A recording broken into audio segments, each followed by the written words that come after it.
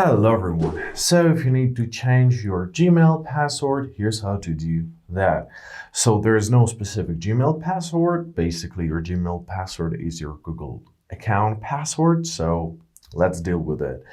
Open up google.com or open any application by Google. Now tap on your account icon at the top right corner and make sure that that's the desired account.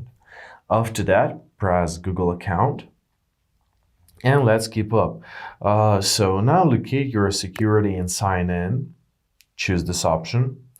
Then you are to scroll down and locate your password. Here's your password. Let's tap on it. Now you are to verify that it's you. So enter your screen lock or face ID or whatever you have here. And basically that's how you change your password. So now we are to enter a new password. Let's do this.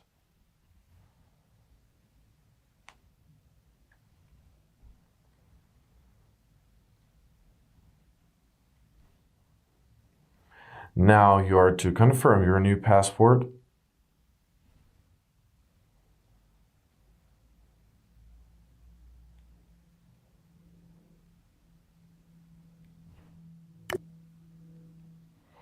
And press change password.